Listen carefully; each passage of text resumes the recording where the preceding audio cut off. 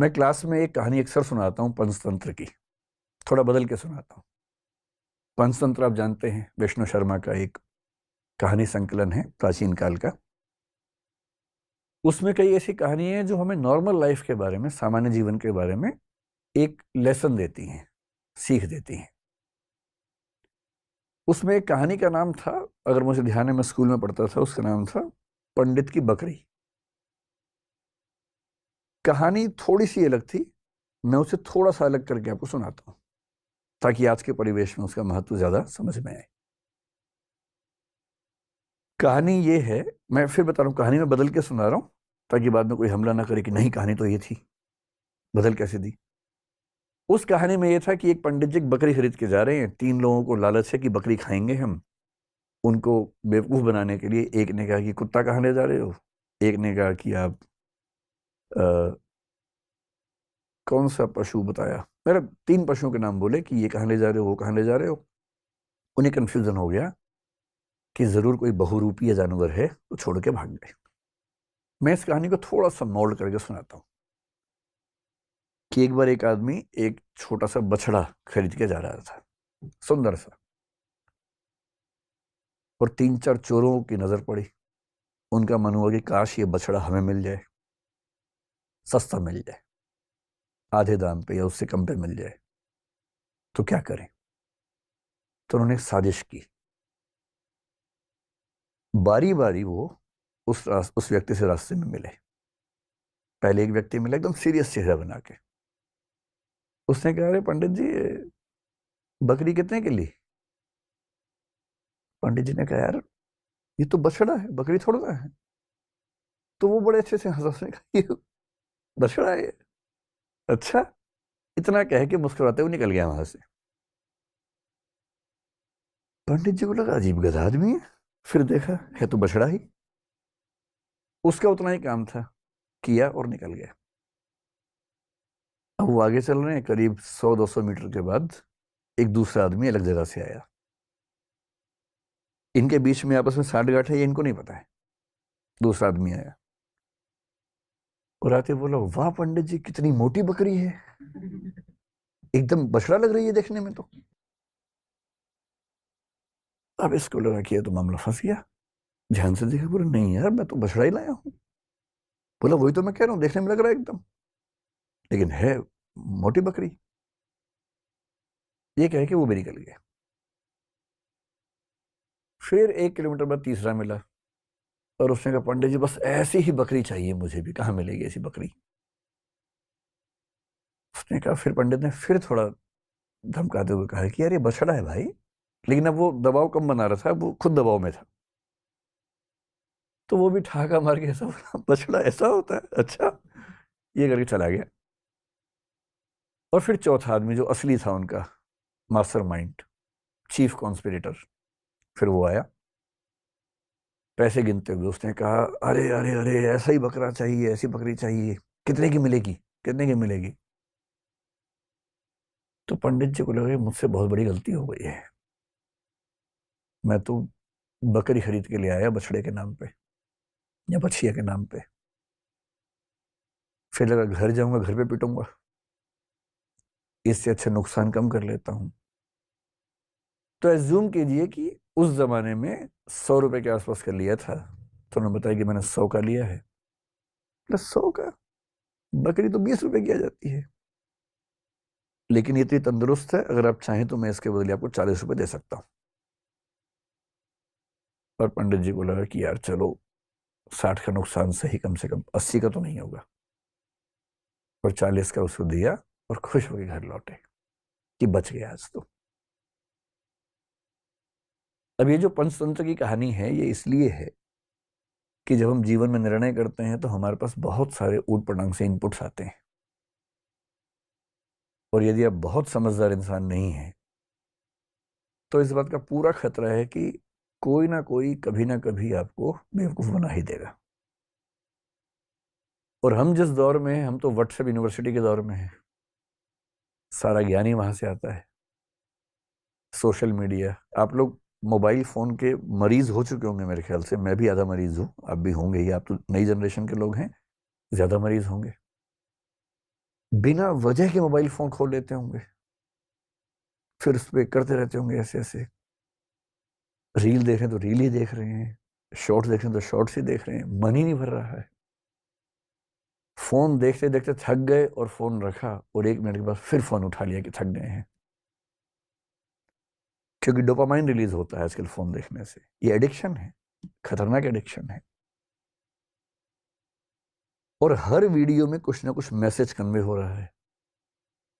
Information इतनी ज्यादा कभी नहीं आई हमारे आसपास जितनी आजकल आ रही है, और वो भी ऑडियो विजुअल फॉर्मेट में आ रही है। अखबारों के दौर में लिखित सूचना आती थी, केवल साक्षर लोग पढ़ते थे, बाकी पढ़ते ही नहीं थे।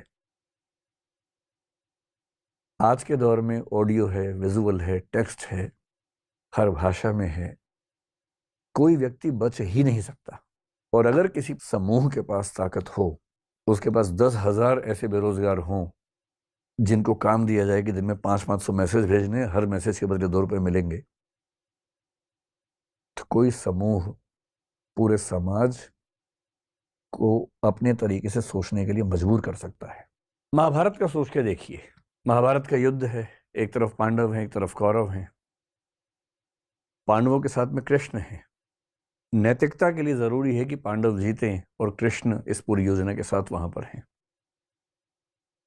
पर पांडव जीत नहीं पा रहे, जिसके कई कारणों में से एक ये है कि कौरवों की सेना में द्रोणाचार्य भी हैं, उनका पुत्र अश्वत्थामा भी है।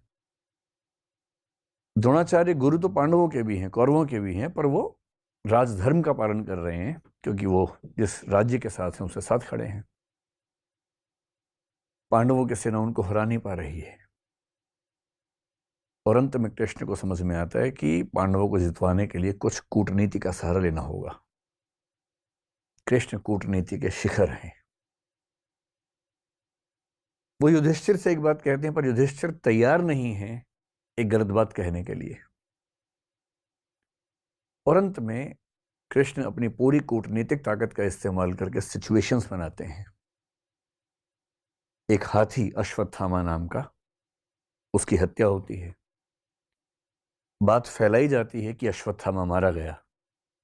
अश्वत्थामा द्रोणाचार्य के पुत्र का नाम भी है, और द्रोणाचार्य अचानक हताश होने लगते हैं। उन्हें फिर भी लगता है कि एक बार मैं खबर को ऑथेंटिकेट कर लूं, प्रामाणिक है या नहीं चेक तो कर लूं। तो वो अपने समय के सबसे प्रामाणिक व्यक्ति युधिष्ठिर से पूछते हैं। युधिष्ठिर धर्मराज हैं, झूठ नहीं बोलते हैं। पूरी पांडवों की सेना ने, टीम ने जब उनसे कहा, वो तब भी तैयार नहीं हुआ कि मैं झूठ नहीं बोलूंगा। लेकिन अब झूठ नहीं है, अश्वत्थामा की हत्या हुई है, हाथी की हुई है, तो क्या हुआ, हुई तो है ही। और तब भी वो चाह रहे हैं कि मैं पूरी बात बोलूं। द्रोणाचार्य ने पूछा, क्या अश्वत्थामा मारा गया? युधिष्ठिर कह रहे हैं, अश्वत्थामा हतो नरो वा कुंजरो वा। अश्वत्थामा मारा गया, आदमी था या हाथी था। लेकिन जैसे ही नरो वा कुंजरो वा कह रहे हैं, ठीक उसी क्षण में बहुत तेज शंख बजता है कृष्ण का, और उस शंख की आवाज में द्रोणाचार्य सुन नहीं पाते पूरी बात। और क्योंकि वो सुनते हैं सिर्फ इतना कि अश्वत्थामा मारा गया, वो हताश हो जाते हैं, हथियार छोड़ देते हैं, युद्ध भूमि में जमीन पर टिक के बैठ जाते हैं। और इसी क्षण का फायदा उठाकर धृष्टद्युम्न उनकी हत्या कर देता है। मैं सोचता हूं कई बार कि द्रोणाचार्य इतने योग्य व्यक्ति थे, यदि मिस इन्फॉर्मेशन से या मैनिपुलेटिव इंफॉर्मेशन से उनको भी एक गलत तथ्य के प्रति आश्वस्त किया जा सकता था, तो आज के दौर में जब हर तरफ सोशल मीडिया के हमले हैं, कैसे कोई व्यक्ति सही फैसले करे? अगर द्रोणाचार्य उस आवाज को सुन पाते, नरो वा कुंजरो वा, तो शायद उनका फैसला बदल गया होता, शायद युद्ध की कहानियां अलग होती। पर किस तरह से सूचनाएं पहुंचे, कौन सी सूचनाएं ठीक से न पहुंचने दी जाएं, कैसे कंटेक्स्ट से बात को हटा दिया जाए, अगर सूचना देने वाले इसमें माहिर हों, तो समाज क्या करे, आम आदमी क्या करे, द्रोणाचार्य जैसा महान चिंतक क्या करे। और इसलिए कुछ बातें जो मुझे लगता है कि होनी चाहिए इस मसले पर। मैं तो अपना जीवन लगभग 2/3 जी चुका हूँ। बाकी तो पता भरोसा तो कल का भी नहीं है, लेकिन हाँ, अगर मैं भारत की सामान्य आयु के हिसाब से देखूँ तो 2/3 जी चुका हूँ। आप 1/3 वाले हैं। तो आपके जीवन में बड़े फैसले बाकी हैं। अधिकांश की शादी भी शायद नहीं हुई आप लोगों के ना? चेहरे ही बता रहे हैं आपके, चमक रहे हैं ना अभी। तो आपको बड़े फैसले करने हैं। और फैसला करना हर दौर में मुश्किल था, आज के दौर में सबसे मुश्किल है। तो कुछ सावधानियां कि जब आप फैसला करें जिंदगी में तो किन सावधानियों को बरतें ताकि गलतियां कम से कम हो। गलतियां उसके बाद भी होंगी। कौन है जो गलती नहीं करता है फैसले में? सब करते हैं, आप भी करेंगे। पर गलतियां कम हो, सही फैसले ज्यादा हों। मेरे एक फेवरेट दार्शनिक हैं Jean Paul Sartre, French philosopher हैं। उनके दर्शन का सार अस्तित्ववाद कहते हैं, एग्जिस्टेंशियलिज्म कहते हैं। उसका सार ये है कि अपनी जिंदगी की कहानी हम लोग खुद लिखते हैं। और किस चीज से लिखते हैं? अपने फैसलों से लिखते हैं, निर्णयों से लिखते हैं। आपने किसी परिस्थिति में क्या फैसला लिया, इससे आपके जीवन की आगे की कहानी लिखी जाएगी। इसलिए मुझे लगता है कि टॉपिक थोड़ा सा महत्वपूर्ण है। तो इसका नाम रख लेते हैं निर्णय। सही निर्णय लेने में क्या क्या सावधानियां होनी चाहिए, बेसिक सी बात इतनी सी है। जब आपके मन में कोई सवाल